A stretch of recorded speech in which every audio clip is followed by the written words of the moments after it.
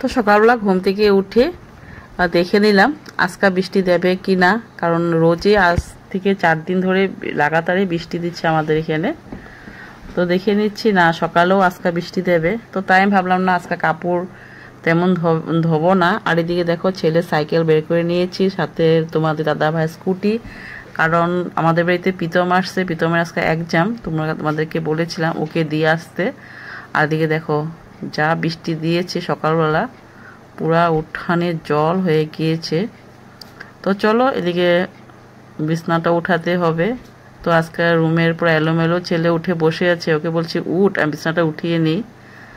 তো ও উঠে গিয়েছে বিছনার থেকে, তার মধ্যে আমি বিছনাটা সুন্দর করে পরিষ্কার করে ঝেড়ে পরিষ্কার করে নিচ্ছি। আর তার সাথে তোমার দাদা ভাইয়ের সামনে আসলো, এসে বলছে ও ভিডিও করছো, তো চলে গিয়েছে। তো এদিকে দেখো আমি বিছনাটা সুন্দর করে গুছিয়ে নিচ্ছি। বিছানাটা গুছিয়ে নেওয়ার পরে আমি চলে যাব কিচেনে, ঘরটর মুছে পরিষ্কার করে। তো দেখতে থাকো, তোমাদের ভালো লাগবে।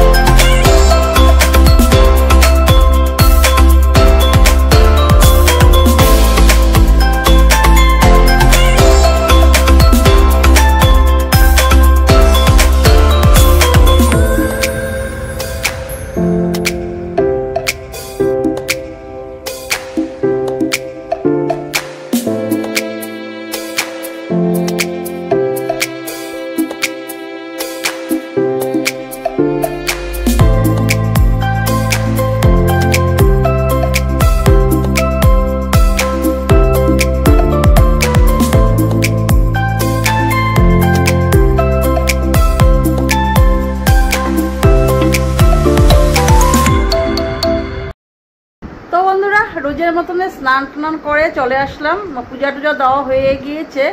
তো চুলটা অনেকটাই ভিজা, কারণ যে রোজেরই বলি তোমাদেরকে যে বৃষ্টি চলে আসে, বৃষ্টিতে ভিজে ভিজে কাজ করতে হয়। এখন পর্যন্ত বৃষ্টি দিচ্ছে আর কি। আর সকালে নাস্তা বলতে কি, তোমাদের দাদা ভাই আজকে বাড়িতে আছে, তো তোমাদের দাদা ভাইকে আজকে আমি আলু সিদ্ধ ভাত করে দিয়েছি, খেয়ে চলে গিয়েছে রান্নার জন্য, বাজার আনবে আর কি। আর এদিকে দেখো আমি নিয়ে নিয়েছি মুড়ি, দুধ আর কলা। তো আজকে সকালের নাস্তা আমি ব্রেকফাস্টে এটা দিয়ে মানে করবো আর কি, মুড়ি দিয়ে, কলা দিয়ে, দুধ দিয়ে, আর ছেলেকেও সেটিয়ে দিয়ে দিছি। তো চলো সঙ্গে থাকো, সারাদিন ভিডিওটা তোমাদের দেখতে হয়তো নিশ্চয়ই ভালো লাগবে। তো স্কিপ না করে আমার চ্যানেলটা দেখতে থাকো। তাহলে চলো চলে যাই পাকঘরে। আজকে আমি রান্না করব না, তোমার দাদাভাইকে বলছি তুমি রান্না করো মাংসটা, আর এদিকে মশলাটা আমি করে দিয়েছি, মশলা টশলা সব আমিই করে দিয়েছি। আর এদিকে আলুটা আমি ভেজে দিয়েছিলাম আগেই, তো আলুটা ভাজা হয়ে গিয়েছে মোটামুটি। আর এই যে মাংসটা দাদা ভাই নিজে কেটেছে, যা যা মানে রসুন টসুন পেঁয়াজ সব। বন্ধুরা এদিকে আমার রান্নাও কমপ্লিট, তোমাদেরকে আজকে রান্না একদম শেয়ার করতে পারিনি, তো কারণ আমার শরীরটার মধ্যে একদম খারাপ হয়ে গিয়েছিল, প্রেশারটা একদম লো হয়ে গিয়েছিল। তো সেই মাথাটা এত ঘোরাচ্ছে, তো বসে রয়েছিলাম অনেকক্ষণ ধরে। তো এদিকে দেখো মাংসটা তো দাদা ভাই বানিয়েছে, এখন গ্যাস টাস পরিষ্কার করে নিয়েছি আমি। আর তার সাথে বানিয়েছি ডাল আর উচ্ছে ভাজা, ভাতও হয়ে গিয়েছে। আর এদিকে একটু ভাত বসিয়ে দিয়েছি, কারণ তোমাদেরকে বলেছি আমার দিদির ছেলে এসেছে, আমার ও পরীক্ষা দিতে গিয়েছে, তার জন্য একটু ভাত যদি কম হয় তার জন্য আমি প্রেসার কুকারে বসিয়ে দিয়েছি। তো চলো এদিকে বাসন টাসন সব মাজা হয়ে গিয়েছে, রান্না বাড়া কমপ্লিট। ভাতটা হয়ে গেলে, আর ও আসে না এখন পর্যন্ত, একজন দিয়ে আসলেই ভাতটা দিয়ে দেব। ঘরটা সব পরিষ্কার করে মুছে নিয়েছি। তোমার কি কয়, তো বন্ধুরা এখন বাজে রাত্রে 7টা। আর তোমাদেরকে বললাম আজকে আমার শরীরটা খুব অসুস্থ ছিল। অসুস্থ মানে কি, হঠাৎ রান্নাবাড়া করতে গিয়ে মাথাটা এত ঘোরাচ্ছিল, তো ভাবছি আমি কি জানি আমার প্রেশার হাই বা লো হয়েছে। তো আমি ভাবলাম যে হ্যাঁ আমার প্রেশার আগে যখন গিয়েছিলাম আমার প্রেশারটা অনেকে লো ছিল, তো সেই জন্য ভেবেছি এখনও হয়তো লোয়ে, কিন্তু না, এখন আমি প্রেশার চেক করে আসলাম, জাস্ট মাত্র আসছি প্রেশার চেক করিয়ে। তো আমার প্রেশার নর্মাল, ঠিকই আছে বলছে প্রেশার চেক করে।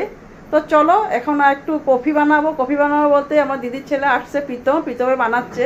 আর এদিকে আমার ছেলে ল্যাপটপ নিয়ে বসছে, ও ল্যাপটপে কাজ করছে আর কি। আজকাল তো সানডে, তো সানডের জন্য যায়নি আর কি অফিসে, ও ঘরে কাজ করছে। আর এদিকে তোমাদের দাদা ভাই শুয়ে শুয়ে টিভি দেখে নিচ্ছে। আর এদিকে চলো তোমাদের আজ অনেকদিন পর নিয়ে আসলো ফুচকা, চলো এটাকে খুলে প্লেটে সাজিয়ে খেয়ে নেই।